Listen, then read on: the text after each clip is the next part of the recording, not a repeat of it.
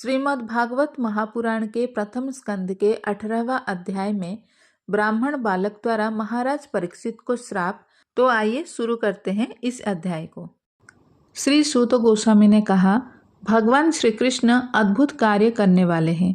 उनकी कृपा से महाराज परीक्षित द्रोण पुत्र के अस्त्र द्वारा अपनी माता के गर्भ में ही प्रहार किए जाने पर भी जलाए नहीं जा सके। इसके अतिरिक्त महाराज परीक्षित स्वेच्छा से सदैव भगवान के शरणागत रहते थे।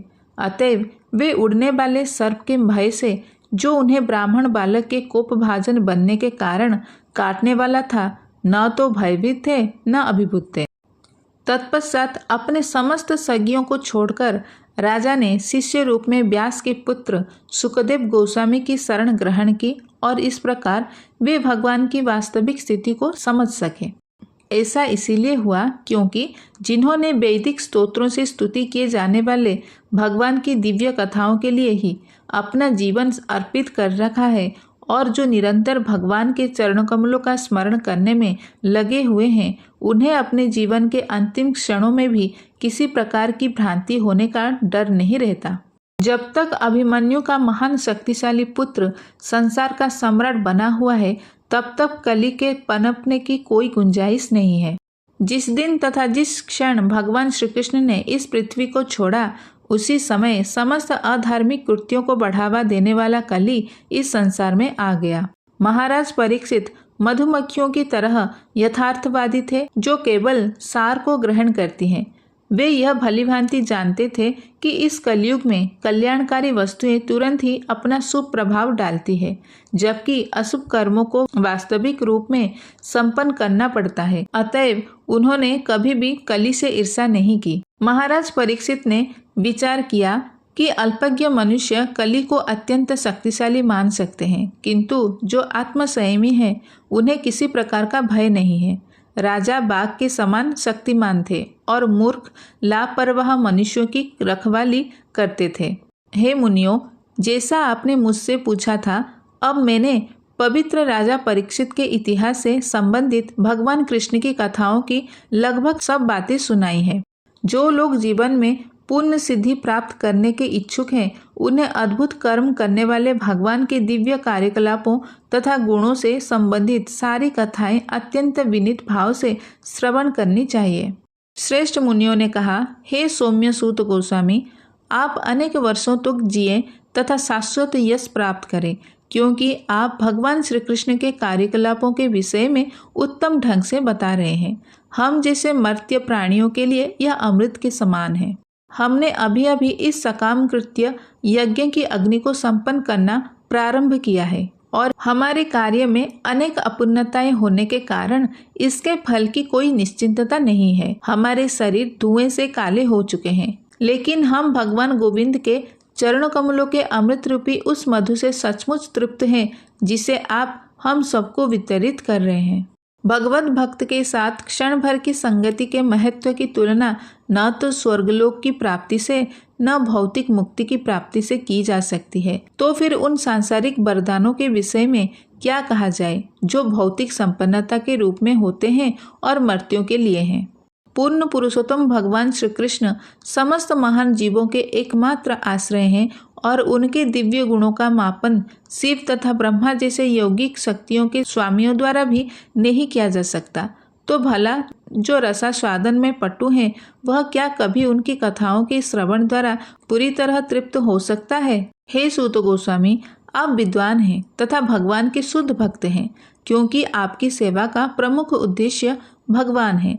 अतएव आप कृपया हमें भगवान की लीलाएं कह सुनाएं, जो समस्त भौतिक विचारधारा से ऊपर हैं, क्योंकि हम ऐसा संदेश प्राप्त करने के लिए आतुर हैं। हे सूत गोस्वामी, कृपा करके भगवान की उन्हीं कथाओं का वर्णन करें जिनसे महाराज परीक्षित, जिनकी बुद्धि मोक्ष पर केंद्रित थी, उन भगवान के चरणों कमलों को प्राप्त कर सके, जो परीक्षित गरुड़ के आश्रय हैं। इन्हीं कथाओं का उच्चारण व्यासपुत्र श्रील सुखदेव द्वारा हुआ था। अतः कृपा करके हमें अनंत की कथाएं सुनाएं, क्योंकि वे पवित्र करने वाली तथा सर्वश्रेष्ठ हैं। इन्हें ही महाराज परीक्षित को सुनाया गया था और वे भक्ति योग से परिपूर्ण होने के कारण शुद्ध भक्तों को अत्यंत प्रिय हैं। श्री सूत गोस्वामी ने कहा, हे ईश्वर, यद्यपि हम मिश्र जाति में उत्पन्न हैं, फिर भी हमें ज्ञान में उत्पन्न उन महापुरुषों की सेवा करने तथा उनका अनुगमन करने से ही जन्म अधिकार प्राप्त हो गया। ऐसे महापुरुषों से बातचीत करने से ही मनुष्य निम्न कुल में जन्म होने के कारण उत्पन्न अवगुणों से तुरंत ही निर्मल हो जाता है। और उनके विषय में क्या कहा जाए, जो महान भक्तों के निर्देशन में अनंत के पवित्र नाम का कीर्तन करते हैं, जिनकी असीम शक्ति है। भगवान जो शक्ति में असीम तथा गुणों में दिव्य हैं, वे अनंत कहलाते हैं। अब यह निश्चित हो गया कि वे अनंत हैं और उनके तुल्य कोई भी नहीं है। फलस्वरूप उनके विषय में कोई भी पर्याप्त रूप से कह नहीं सकता। बड़े बड़े देवता भी स्तुतियों के द्वारा जिस लक्ष्मी देवी की कृपा प्राप्त नहीं कर पाते, वही देवी भगवान की सेवा करती हैं। यद्यपि भगवान ऐसी सेवा के लिए अनिच्छुक रहते हैं। भगवान श्री कृष्ण के अतिरिक्त भला ऐसा कौन है जो परमेश्वर कहलाने के योग्य हो। ब्रह्मा जी ने उनके पांवों के नाखूनों से निकलने वाले जल को भगवान शिव जी को मस्तक पर ग्रहण करने के निमित्त एकत्र किया। यही जल गंगा नदी शिव जी समेत सारे ब्रह्मांड को शुद्ध बना रहा है। परम भगवान श्री कृष्ण के प्रति अनुरक्त आत्मसंयमी पुरुष स्थूल शरीर तथा सूक्ष्म मन सहित एकाएक भौतिक आसक्ति से ओतप्रोत संसार को त्याग सकते हैं और जीवन के संन्यास आश्रम की सर्वोच्च सिद्धि प्राप्त करने के लिए बाहर चले जाते हैं, जिसके फलस्वरूप अहिंसा तथा वैराग्य उत्पन्न होते हैं। हे सूर्य के समान शक्तिशाली ऋषियों, मैं आपको अपने ज्ञान के अनुसार विष्णु की दिव्य लीलाओं के वर्णन करने का प्रयत्न करूंगा। जिस प्रकार पक्षी आकाश में उतनी ही दूर तक उड़ते हैं जितनी उनमें क्षमता होती है, उसी प्रकार विद्वान भक्तगण भगवान की लीलाओं का वर्णन अपनी अपनी अनुभूति के अनुसार करते हैं।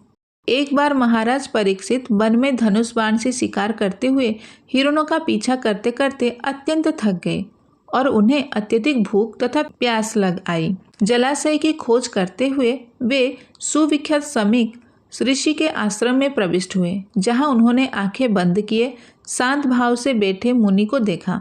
मुनि की इंद्रियां, श्वास, मन तथा बुद्धि सभी ने भौतिक कार्यकलाप बंद कर दिए थे और वे तीनों स्थितियों से अलग होकर परम पूर्ण के समान गुणात्मक दृष्टि से दिव्य पद प्राप्त करके समाधि में स्थित थे।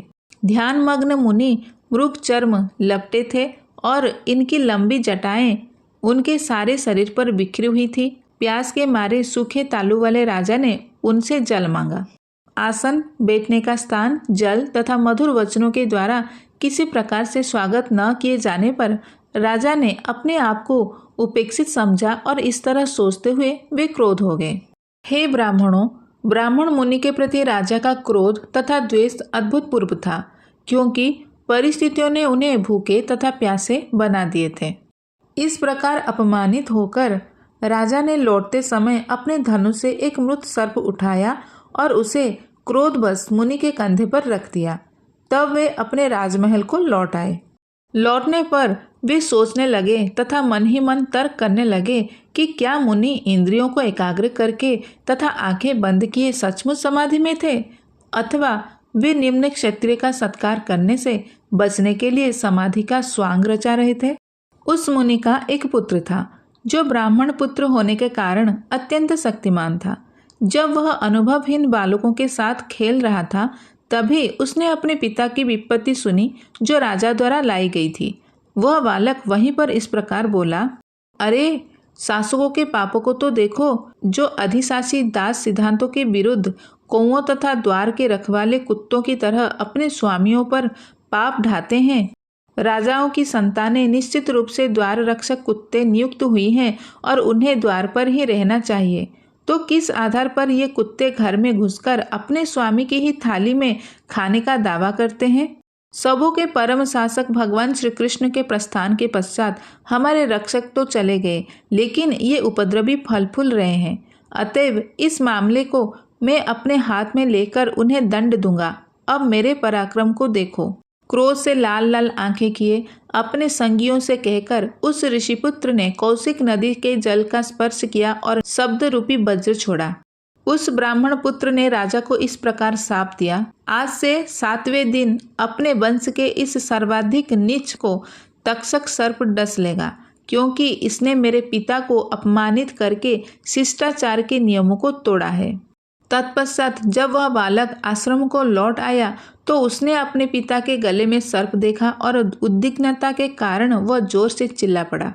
हे ब्राह्मणों, अंगिरा मुनि के वंश में उत्पन्न उस ऋषि ने अपने पुत्र का चिल्लाना सुनकर धीरे धीरे अपनी आंखें खोली और अपनी गर्दन के चारों ओर मरा हुआ सर्प देखा। उन्होंने मरा हुआ सर्प एक और फेंक दिया और अपने पुत्र से पूछा कि वह क्यों रो रहा है, क्या किसी ने उसे चोट पहुंचाई है। यह सुनकर बालक ने जो कुछ घटना घटी थी उसे कह सुनाया। पिता ने अपने पुत्र से सुना कि राजा को शाप दिया गया है, यद्यपि उसे इस तरह दंडित नहीं किया जाना था क्योंकि वह समस्त मनुष्यों में श्रेष्ठ था। ऋषि ने अपने पुत्र को शाबाशी नहीं दी, अपितु उल्टे वे यह कहकर पछताने लगे, हाय, मेरे पुत्र ने कितना बड़ा पाप कर्म कर लिया।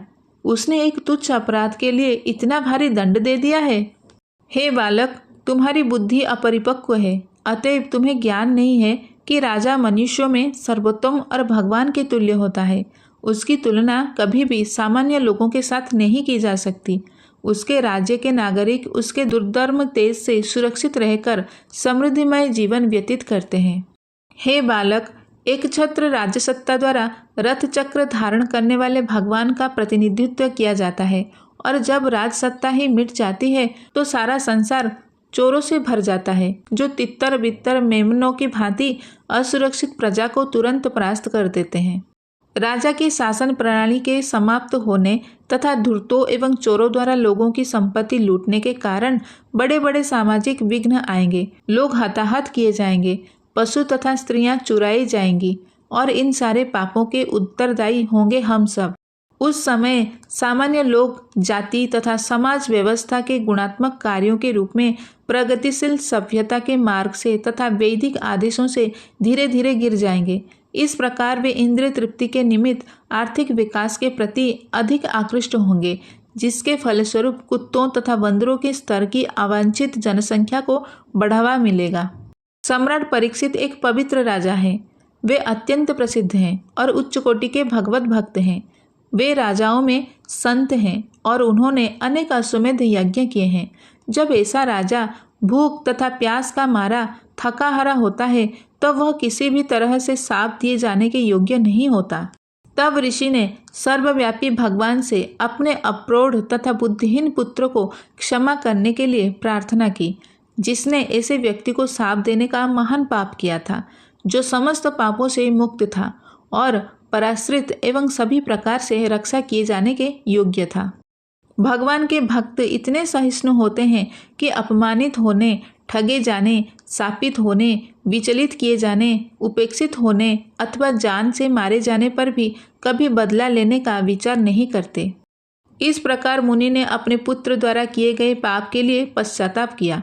उसने राजा द्वारा किए गए अपमान को गंभीरता से ग्रहण नहीं किया। सामान्यतया आध्यात्मवादी अन्यों द्वारा संसार के द्वंद्वों में लगाए जाने पर भी व्यथित नहीं होते, न ही वे आनंद लेते हैं, क्योंकि वे अध्यात्म में लगे रहते हैं। तब श्रृंगी ऋषि ने क्रोध में आकर यह श्राप दिया कि 7वें दिन तक्षक नाग के दंश से राजा परीक्षित की मृत्यु होगी। समीक ऋषि ने इस बात पर खेद प्रकट किया। उन्होंने समझाया कि राजा परीक्षित धर्मात्मा और प्रजावत्सल है, अतः इतना कठोर श्राप उचित नहीं था। इधर श्राप का समाचार पाकर राजा परीक्षित को अपनी भूल का गहरा पश्चाताप हुआ। उन्होंने राज्य और भोगों का त्याग कर गंगा तट पर उपवास का व्रत धारण किया और भगवान की कथा सुनने का निश्चय किया। इस प्रकार यह अध्याय हमें सिखाता है कि क्रोध में किया गया कार्य कितना घातक हो सकता है और साथ ही सच्चा पश्चाताप मनुष्य को परम मार्ग की ओर ले जाता है। जय श्री कृष्ण। हरि बोल।